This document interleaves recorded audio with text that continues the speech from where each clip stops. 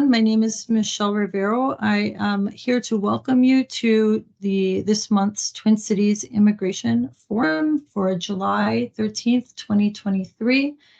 This forum is a monthly forum co-hosted by the City of Minneapolis, Office of Immigrant and Refugee Affairs, and the City of St. Paul Immigrant and Refugee Program to share information about immigration updates and topics of interest to an immigrant and refugee audience and immigrant and refugee serving community. Again, my name is Michelle Rivero. I'm the Director of the Office of Immigrant and Refugee Affairs for the City of Minneapolis, and I will turn it to my counterpart in St. Paul to introduce himself to the group. Good afternoon, everyone. This is Edmundo Lijo. I'm an Assistant City Attorney with the City of St. Paul, and I manage the Immigrant and Refugee Affairs Program for the city. Super, and I know Edmundo is off-site today, so not visible, at least at this moment. We have a lot of ground to cover, and hopefully you have some updates that you'd like to share with the group as well. Please know that these forums are recorded, and the recordings are available on the Office of Immigrant and Refugee Affairs webpage at OIRA Minneapolis. So, our agenda includes a quick overview on new programs and projects, and then we'll turn it over to the City of Minneapolis Regulatory Services Department for some information on a new renters' rights campaign. We'll also share information about immigration-related developments, driver's license for all updates, invite you to share community updates and events. We'll provide some additional further reading and viewing and identify ways that you can stay in touch in the date of our next meeting. As far as new programs and projects are considered, one thing that we're very excited about in the City of Minneapolis is the initiation of the New American Loan Program. Last month, we celebrated Immigrant Heritage Month, World Refugee Day, and Caribbean American Heritage Month. And in conjunction with those celebrations, the city rolled out a New American Loan Program to assist individuals who are interested in and qualified for applying for U.S. citizenship and paying their immigration filing fees for their naturalization applications. It's a zero interest loan. There is a $75 fee, $50 of which is reimbursed upon successful discharge of the loan, and it's a partnership between the City of Minneapolis and Affinity Plus Credit Union. Some of you on this meeting today, we know that the City of St. Paul also has a similar program, so it's very exciting to be able to share that both St. Paul and Minneapolis residents are able to take advantage of this tool to remove a barrier to acquisition of U.S. citizenship. We will be hosting a citizenship fair this Saturday, June 15th at Neighborhood House in St. Paul. And you can learn more about the loan program, as well as learning more about applying for U.S. citizenship at the Citizenship Fair in St. Paul at Neighborhood House from 10 o'clock to noon this coming Saturday. I also wanted to share information about contracting opportunities with the City of Minneapolis, and also wanted to share my screen for a second so that people can see the procurement process. And this may take a hot minute, so I'll just talk through it while I'm pulling up the information. There are many opportunities to contract with the City of Minneapolis through the procurement office. And let's see, since there are so many opportunities coming out or that have come out in the last couple of weeks, we wanted to take just a couple of minutes to share the website where you can learn more about how to become an e-supplier, how to contract with the City of Minneapolis, how to view RFP opportunities, requests for proposals, and bids in order to be able to contract with the City of Minneapolis to provide services. So let's see if this is successful. Yes, I think it will be. So if someone can just tell me, do you see the City of Minneapolis procurement webpage? Yep, we can see it. That's perfect. Wonderful, thank you. So this provides general information around contracting with the city of Minneapolis and doing business with the city. You can see current contracting opportunities, and you can also sign up for email updates right here on RFPs and bids. And again, one of the reasons why we're sharing this information today is that Oh, I hear somebody's background noise. If you wouldn't mind muting yourself, thank you so much. Appreciate it. And also, if you're seeing additional people hop on as I'm moving through these screens, please feel free to let them in so that people aren't just waiting in the waiting room. But anyway, back to procurement. The reason why I think it's important for people to have this information is because there are so many requests for proposal opportunities coming out. In fact, through the Neighborhood and Community Relations Department, where the Office of Immigrant and Refugee Affairs is located, there is a current RFP opportunity, and there will be an Immigration Legal Services RFP opportunity coming out soon. So more information to come there. If people have questions about this website or would like to learn more, please don't hesitate to reach out. There's also contact information on the website itself where you can connect with procurement directly. Let's see. And I'm seeing more people joining, which is awesome. So just letting people in, and I will stop sharing my screen.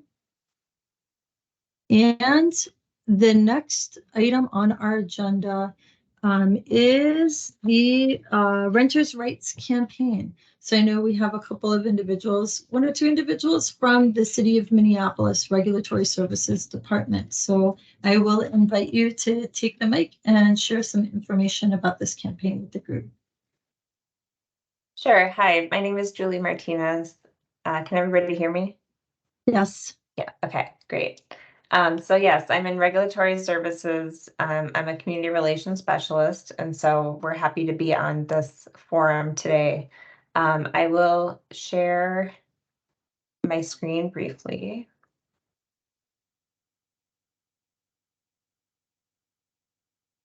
Let's see, here we go.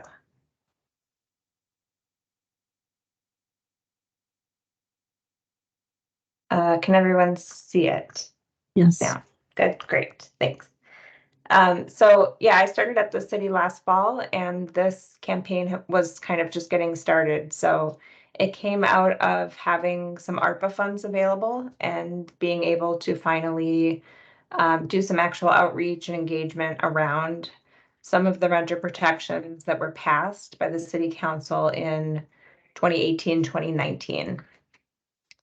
So the goal is primarily to raise awareness about renting rights, and to raise awareness around what the city has as far as resources and opportunities for engagement. So there are housing liaisons within the city that are their sole job is just to support renters in Minneapolis and make sure that they're not facing eviction or, in a situation typically involved with code enforcement where they're having to relocate. So they are kind of the bridge that help people find resources. They also work with homeowners that maybe aren't able to maintain their property. So they work with a number of organizations, and they're extremely resourceful. So those are just examples of kind of what we have to offer. And then on the website, we've updated a lot of the information specifically for renters. So again, to back up, we did a survey last year. People said they were not familiar with renters' rights. They didn't know where to access information just all in one place. And the city wants to be more proactive in doing that type of engagement. The other kind of factoid that we've been using as part of this campaign is that more than half of the residents in Minneapolis rent their homes now. So that's been a shift in the last 10 years. And so we're really wanting to center renters as a group, which is, has its challenges because historically that's not how the city looks at its constituents, right? Property owners and taxpayers are kind of the focus, not, property taxpayers. So this is a shift, and we're hoping that this kind of builds and we do more renter engagement. So these are the policies there's information on the website about each of these.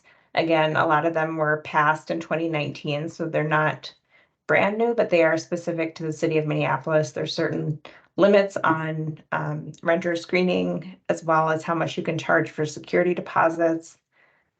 And then there's a pre-eviction filing notice that residents have the right to, and I believe that's a 14-day notice. So the others are a little bit less common, although repairs is a common issue. So all of these, there's more information on the website, but this is just to give you some kind of background as to why the city is doing this campaign. So like I mentioned, there's the website. It's just the Minneapolis website /renter-rights. And then we just launched a Renters Quarterly newsletter.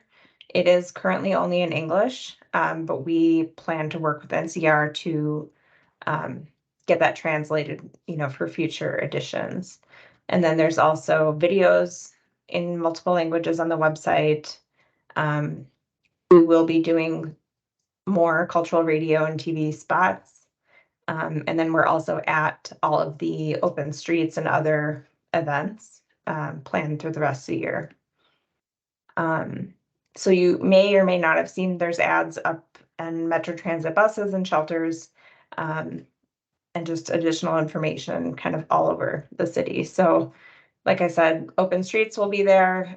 We are planning for more events in the fall.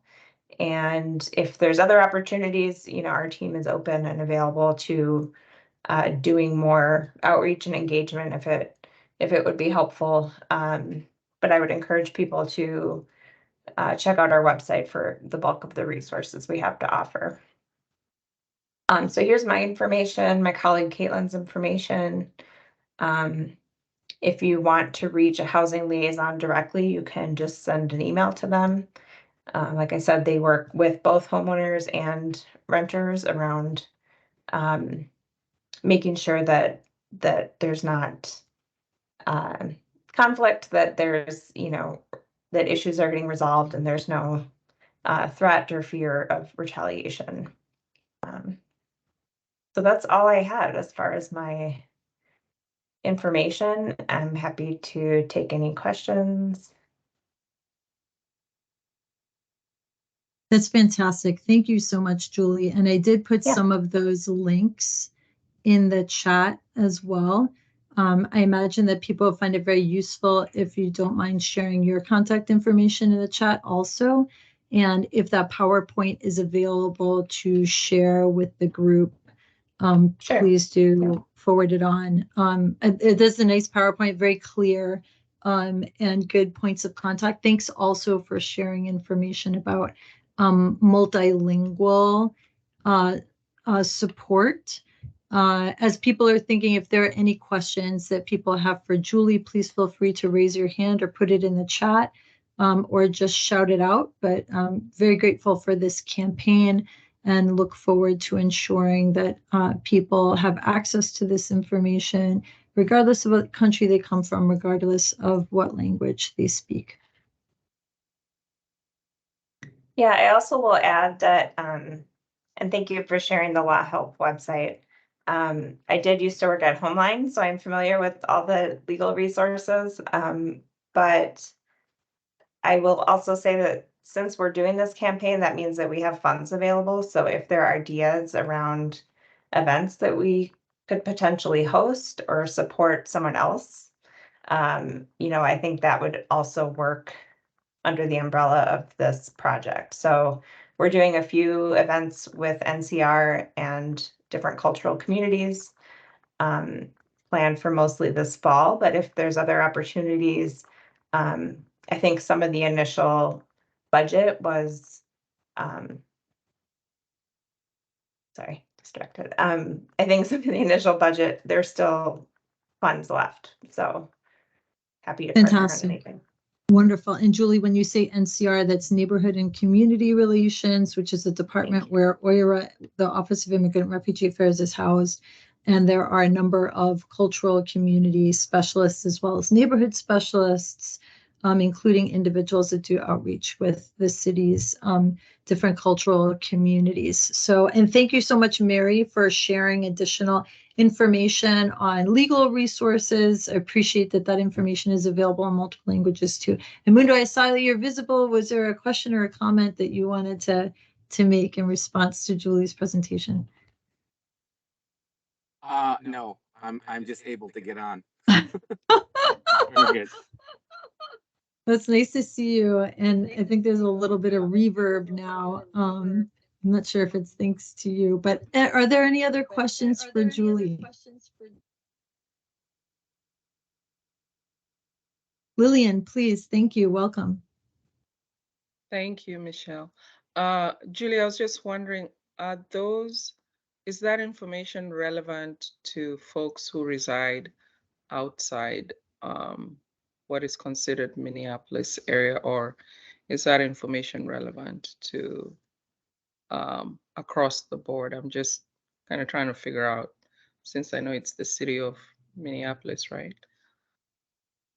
Yeah, so there's a couple of ordinances that are specific to Minneapolis. So I guess I would probably also recommend you just go to Law Help MN for more general information. There's not too many things that are Minneapolis specific, but I wouldn't want to give you the wrong information if you're working with clients or folks in the community. Thank you for your question. Yes, thank you for that information. Any other questions for Julie before we transition to our next topic?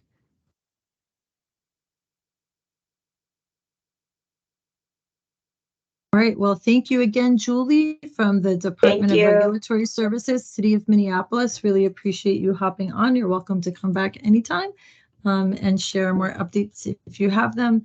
And with that, we'll transition to immigration-related developments. And there are a few that people may have read about in the paper or online. And Edmundo, how would you like to do it? Would you like to take the first few and then transition over? Or would you like me to start and then you take over? I can do the first few as long as we're not Okay, getting any sounds good. reverb. Sure. There is the Supreme Court's been pretty active in the immigration area in the last month or so. And we started off our immigration developments with the Supreme Court decision. It was issued on June 23rd of this year, where the Supreme Court held by an 8-1 decision that states do not have the authority to challenge executive branch authority to establish enforcement priorities. And this came out of the Biden administration in, I believe, September of 2021. Homeland Security Secretary Alejandro Mayorkas issued a policy directive on enforcing immigration laws, and that there was going to be a focus on basically people who violated criminal convictions, and we're not going to focus necessarily just on people who are here undocumented. And the state of Texas, and I believe Louisiana, and about 18 other Republican states challenged that decision in the federal district court in Texas, and the federal court ruled in the favor of the states and prevented the Biden administration from going forward with that discretionary enforcement policy. But in this past June, the Supreme Court said no, the states didn't have standing. In other words, they didn't have the right to challenge that decision, and that it was within the discretion of the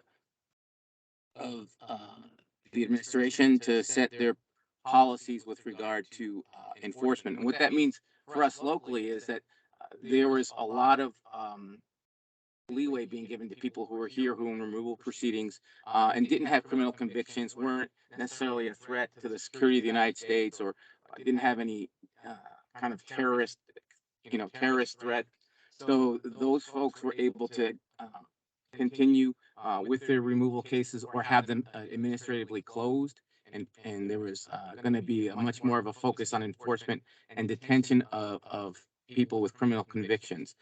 So there's going to be a return, hopefully, to that policy, and we should be getting more information from ICE and from the local council's office on how that's going to be handled. So more to come on this, on implementation of this decision. Let's see, Michelle. Next, we have there has been the USCIS has been putting out several announcements and information regarding a new naturalization test, and they were going to be actually doing a trial test between June and September of this year. And the trial test was going to take a look at the English language requirements of the test and how English proficiency is being tested. And also we're going to look at the multiple choice questions on the civics portion of the exam to see if they could improve it. They asked for volunteer organizations that would be willing to implement the test to some of their citizenship students. 170 organizations volunteered as of May 10th, and they were continuing to accept volunteer organizations up till May 31st. They're in the midst of the test right now, and we'll be hearing probably in September whether or not that's going to impact the test and if they're going to change it. Any participants in the trial test, the results of those tests were not going to impact anyone who may have a pending N-400 application for citizenship. Okay, Michelle, do you want to take on the next family unification parole program? Yeah, you'll need to mute. Okay. Thank you, Edmundo. So just wanted to share another tiny piece of information with regard to the citizenship test and the pilot process for making potential changes. People have reached out perhaps to some of you and your organizations as well, expressing concern. And I think it's important for people to understand that there are no changes taking effect now and where to go to learn about when any changes would take effect. So I've put a news article in the chat and also have included the USCIS webpage, which indicates where updates to the citizenship test will be posted. It does feel like this is a longer engagement process before implementation of changes with opportunities to weigh in. So just to alleviate concerns that people may have around whether changes are imminent or not, there is a place where people can go to obtain information and learn when changes may take effect. So that website would be helpful as a location to visit.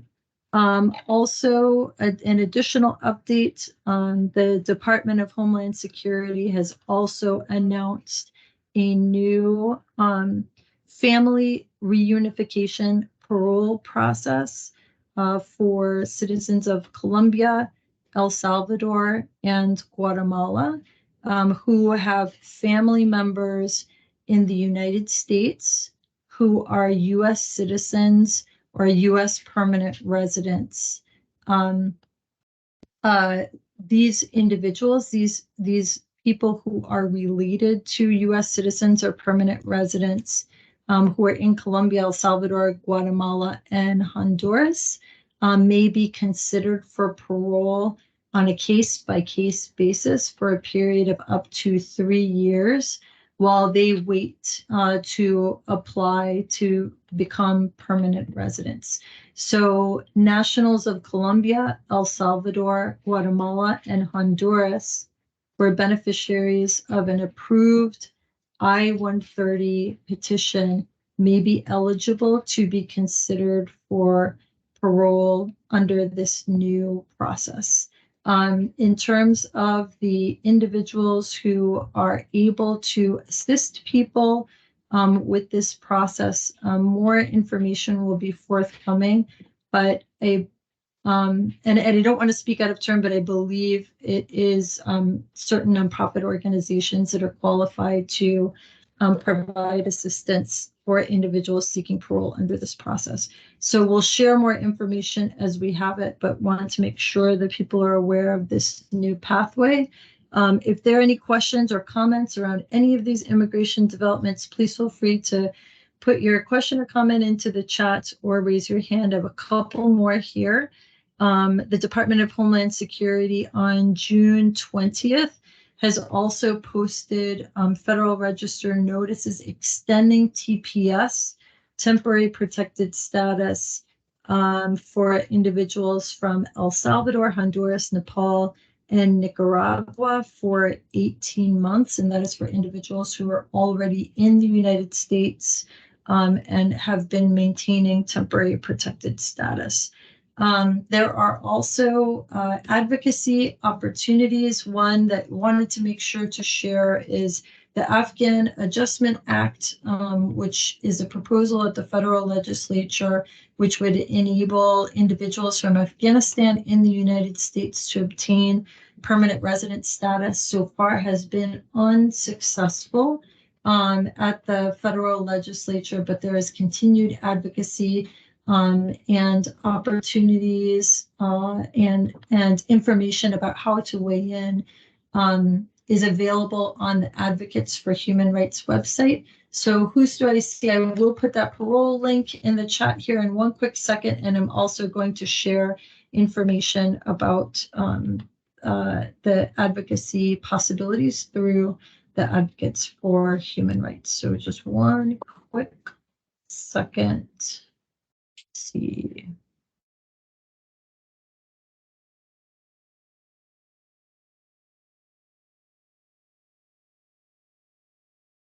All right, the family reunification link, just plug that one in. Extension of temporary protected status. We'll plug that in as well, and then let's see. Meanwhile, any questions that people have or thoughts that you'd like to share on these immigration-related developments?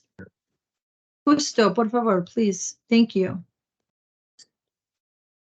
No, the question was actually before, it was for the citizenship loans. Do they have income eligibility? Because I actually was talking to somebody and that question came up and I have no idea how to answer that. For the citizenship, loan for folks who don't have enough to pay the.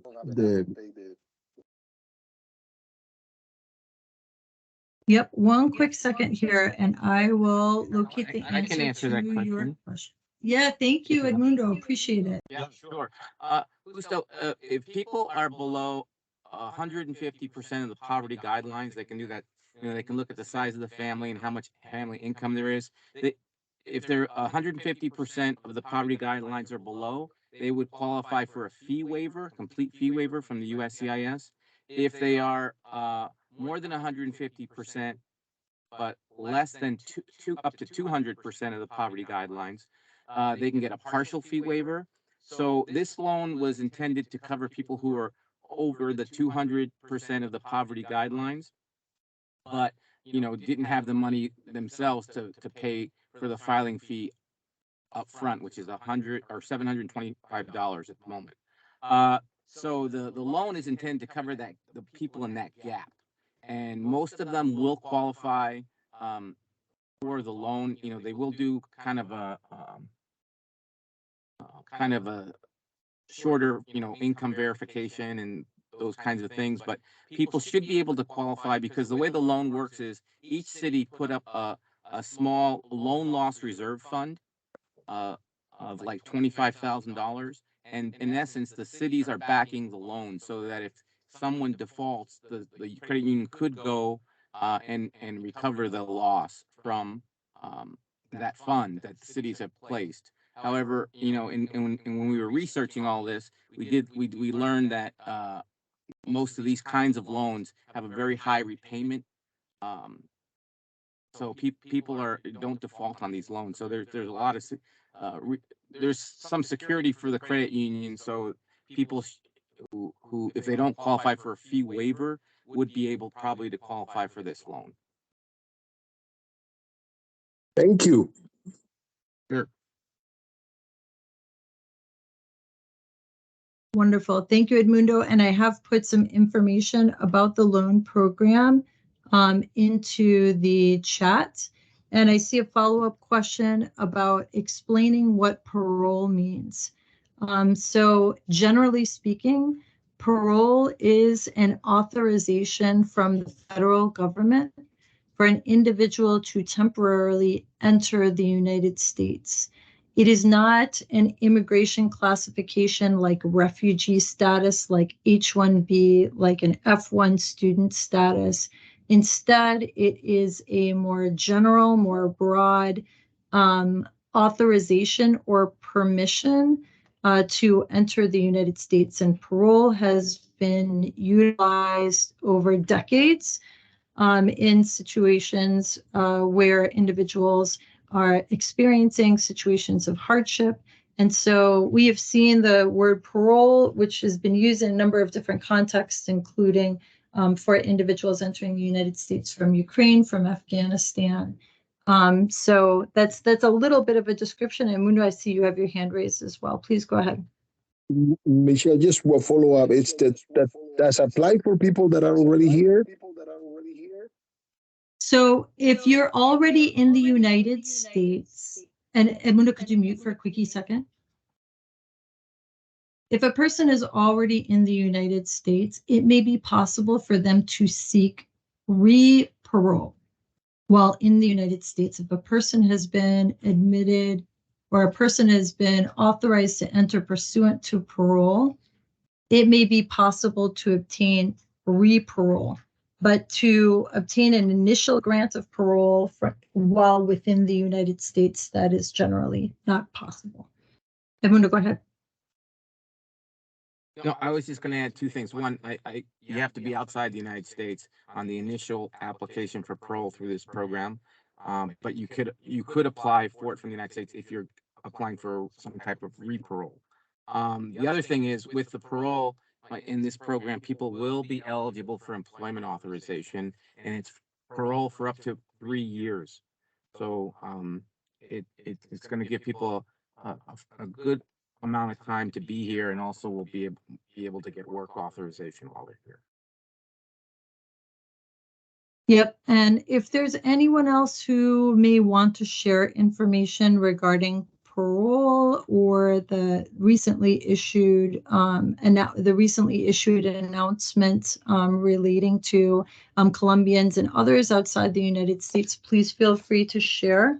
Otherwise, our next topic will be driver's license for all updates.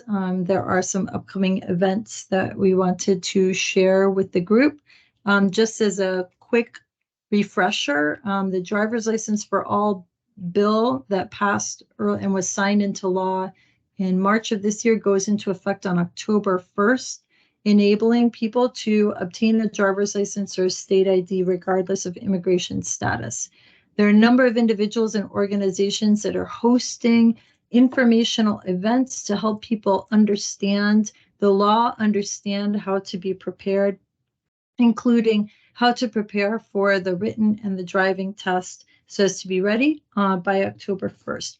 One of those events is taking place in Richfield this Saturday, July 15th from 10 a.m. to noon. That is hosted by Unidos Minnesota. And I'm going to do my best to put this flyer into the chat, and perhaps you can tell me if I'm successful in doing so. Yes, there we go. All right, can everybody see the flyer in the chat? This Saturday, July 15th, from 10 a.m. to noon. Yes. great. Unidos, in partnership with other organizations identified in this flyer, will be hosting an informational event. Also, just want to continue to make sure that people are aware of the frequently asked questions page on the Immigrant Law Center of Minnesota website as they continue to add languages, providing basic information about the driver's license for all law, what it means, and additional information. I also think it's important for people to know that the Driver and Vehicle Services Office also has a website where they are providing a wealth of information, including engagement opportunities where DVS representatives are present and educational opportunities that include a number of different organizations that have been very active in the driver's license campaign, including Minnesota Immigrant Movement, COPAL, and Unidos Minnesota. So that website for the Department of Public Safety, Driver and Vehicle Services is in the chat. They do keep adding events all the time, so worthwhile to check back in.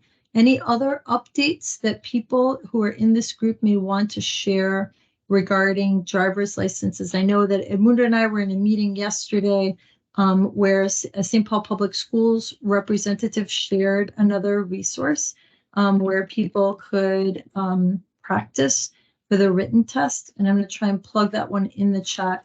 Edmundo, if that was one thing that you wanted to share, I'm going to try and find that link right now. Sure. It was actually Adriana Galvan from the St. Paul Public Libraries. And There we go. Through our libraries, actually through all libraries in Minnesota have access to this program, but I don't know if all are utilizing it. But it's basically a computer app where people can take practice written test and also get a lot of information about the actual driving test itself, and also can access the manual. The program is available in English, Spanish, and Russian at the moment. I know that St. Paul Libraries have made some inquiries with the third-party software development company to see if they can get additional languages added to this software program. It is available through libraries. Also, Michelle can put it. Michelle, can you put in the link to Adriana Galvan's resource page? You can access Adriana's resource page through the link, and on the one of the resources is the driving test, so people can access it through the St. Paul Public Library online. But other libraries across the state should be able to access this program and may have it available. So you might want to check with your local libraries as well.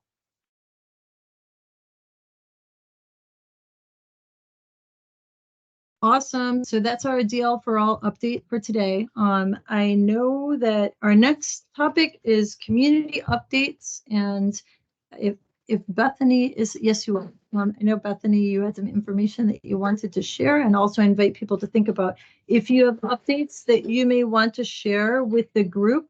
I'm also going to plug in some stuff by email just in case we hit 4:30 so that you have the information. So Bethany, turn the mic over to you, and thank you. Thanks so much for a little time to share. I am here wearing my hat for the Minnesota Asylum Network, which is a loose coalition of organizations, faith communities, individual neighbors who care about and support asylum seekers for their greater good. And we are working on getting organized to do more effective collective impact. I'm going to stick something in the chat about what I mean when I say collective impact, which some of you might find interesting for various of your own settings. But we're thinking as a cross-sector group who's trying to tackle some really sticky problems that none of us can solve independently. We need some effective way to be able to function together. And there's actually a lot of research on what that kind of thing looks like. So right now I'm gathering a group of stakeholders who want to be involved in informing the future of what a group serving the needs of asylum seekers effectively and doing good problem solving of sticky challenges in that space might look like. I'm looking for people who are interested in like not just saying like, yeah, sounds like a good plan, but actually putting in some hours and tasks together to get to some next steps. So if anybody in this group is interested in having those kinds of conversations, you are welcome to either meet with me to just hear more about what we're dreaming about. I'm going to stick my email in the chat. Or, hang on, I know how to spell my own email address. Or add your name to the document that I'm going to put into the chat to share your interest and availability. And within the next week or so, I'm going to be calling a meeting to gather that group and do some dreaming. Happy to take any questions about what I mean when I say the things that I just said. Perfect. Thank you so much, Bethany. If there are any questions that people have, please feel free to ask, raise your hand. You do have Bethany's contact information, so can reach out directly. And really appreciate the information that you've shared, including that collective impact working group link. I know that I found that even just a cursory skimming very useful. I have also included a bunch of updates regarding events that are taking place in community. And if there are questions for Bethany or other updates that you know you want to share, please take a moment and share your update now. In addition to the events that I just put in the chat, there are a couple of legal service events.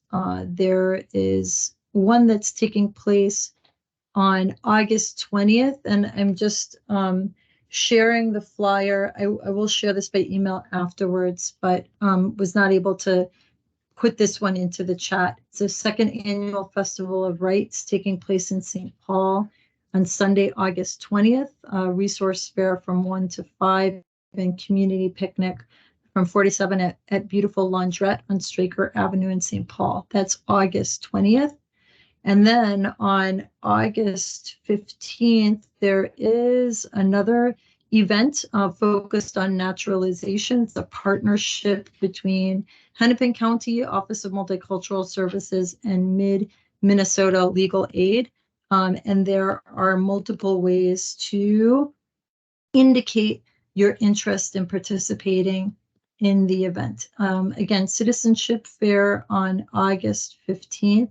And I will put information about that one into the chat, including how you can register to attend that Citizenship Fair on August 15th. And don't forget that the City of Minneapolis and City of St. Paul are hosting a Citizenship and Immigration Fair this Saturday from 10 o'clock to noon at Neighborhood House in St. Paul. We'll have interpreters available, information about the New American Loan Program, a presentation on the benefits of obtaining U.S. citizenship, and more. So please do join us. Please spread the word. And what else? Anything else that people would like to share with regard to events taking place in community, events that you may be hosting, questions, topics for future conversation? Are we good? If we're good, you can give a thumbs up and I'll just say how else you can reach us. Yes, Justo, please. Well, I hate to do this, but I'm gonna go back again. I asked the same question yesterday, but it is just really, I'm looking, anyone probably present right here, where, I mean, if we have something like a list of information of people that can help new arrivals at least answer questions about their situations. And I just gonna elaborate a little bit more. For instance, there was a young lady that I found on Lake Street. She's been here for 2 weeks from Venezuela, and she have a court hearing on the 20th, and she just have no way to go. I refer her to place, but they just gave them some information about free food. And I don't know if she was able to articulate that she was just needing some help to see what should we she needed to get prepared in order to that appointment that she have on the 20th. So, I mean, I will just at least just have like a list or like I will say like a directory of with contact information of individuals that can assist. They can probably call one or two or three and at least be able to get some answers. And that's just, I mean, if there is not something like that, I just wonder who will take an task to create something like that. And I think I mentioned to you, Michelle, we have like the book of the street, which I use all the time with, you know, when I encounter homeless people and so on. But this is something that I think is much needed. And like I say, I'm on the street and I'm finding people all the time. And I'm always like, you know, curious about, you know, and if I can help just at least provide information that is useful, I just would love to be able to have access to that. Thank you so much for the question, Justo. I really appreciate you regularly bringing up concerns with regard to newcomers and individuals that need access to resources and would benefit from communications and interactions with people who can help them. I think one of the things that I'll share is we recognize that providing a telephone number is often insufficient to really ensure that people have access to the assistance that they need. And given that reality, I know that we, as representatives of the city of Minneapolis and St. Paul, have worked hard to host events where service providers are actually available in person to provide greater orientation regarding what people's next steps are. I'm going to pause there in the event that Edmundo may want to share more information about the realities of immigration legal services, but we'll also share what was communicated at a recent meeting, which is that the state legislature has allocated millions of dollars worth of funding, which is anticipated to support efforts to ensure that people have access to legal representation as well as wraparound services. So there is more to come, and it's very encouraging that additional economic resources are being put into this area where there is significant need. And so there's reason for optimism. Nevertheless, the reality is that people have needs right now. And how do we address those needs? One of the ways in which we're doing so is ensuring that there are in-person events where people can actually speak with immigration attorneys and have more of an understanding of what the next steps are in their cases. And Justo, if there are opportunities to have more engagement with community members, whether on an individual or a group basis, please do let me know. And with that, Edmundo, if there's anything else that you wanted to share on this topic, but again, Justo, really appreciate the question and the continuous questions around what resources exist to help people achieve greater stability in our Twin Cities.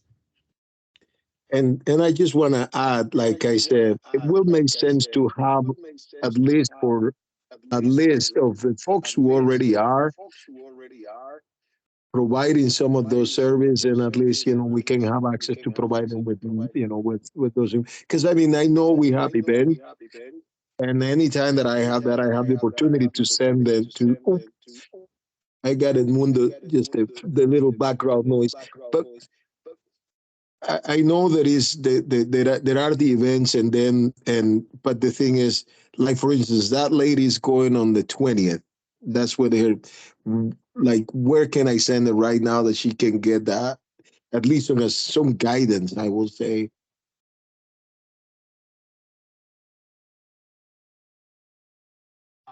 So I would say send her to the Naturalization Fair at Neighborhood House if she can get there on Saturday, because there will be legal service providers there that we can at least connect her for a brief consultation with a legal service provider. Also, there there is a resource list that was put together by the Volunteer Lawyers Network. And I know that Michelle and I have both have circulated that resource list all at every event we're at, and as often as possible. But you will note that the service providers on that list really are at capacity. And as new funding becomes available and new resources are being developed, I know it's going to take a little bit of time to get those resources up and running. But I would still refer her to some of the providers on that resource list. Also, I think the Volunteer Lawyers Network is doing their Park Avenue clinics on Thursdays, Michelle. They have a clinic on Park Avenue where people can walk in, or I think they can call and make an appointment to get a brief consultation with an attorney. And that clinic is still up and running and available. So there are some resources that are available. If she was to call some of the other providers, it's just going to take a while to get to get access to an attorney. So in the interim, I would really encourage her to try to get to the naturalization fair on Saturday. And we can talk about offline, thinking about if there are ways to provide transportation. That's been an issue as well. So it just depends on where the person is and whether we can have someone who can help access her, get her to the locale. Thank you. Yeah, and thank you, Michaela, for sharing the information about VLN's legal clinic. I am going to put information in the chat regarding the different legal service organizations that operate in the Twin Cities area. And we'll also share the VLN flyer. I'm not able to copy and paste that into the chat, but we'll share that following today's meeting. But some of the legal service organizations are listed in the link that I just put in the chat. So last items that I want to make sure to share, our next Twin Cities Immigration Forum will be Thursday, August 10th from 4:30 to 6. Edmundo and I also co-facilitate a Welcoming Twin Cities meeting to address topics relating to newcomers to the Twin Cities area. That is a workspace to help identify and resource needs and opportunities relating to newcomers. Our next meeting, I think, will be on August 6th. Please visit the Office of Immigrant and Refugee Affairs events calendar, where all events are listed. Also wanted to make sure that people know that this Sunday, there is a Sister Cities celebration taking place in Minneapolis. We'll share information about that as well. So I think that's all that we had. If there's anything else that people want to share for the 3 minutes that we have left, please feel free to take the mic and take the floor. Otherwise, we can call it a day, and are very grateful that you're all here with us today, that you've spent the last hour or so. Actually, we're early, so if there's more that people would like to discuss or ask about or talk about, feel free to take the mic and ask your question or share your thoughts.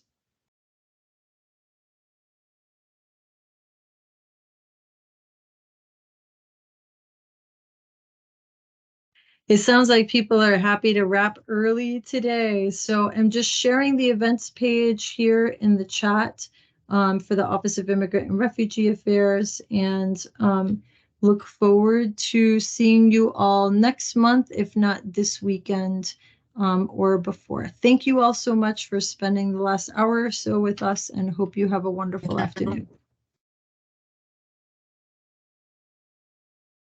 Take care, everybody. Thank you. Thank you, Bye. everyone. Thanks a lot. Thank you. Bye.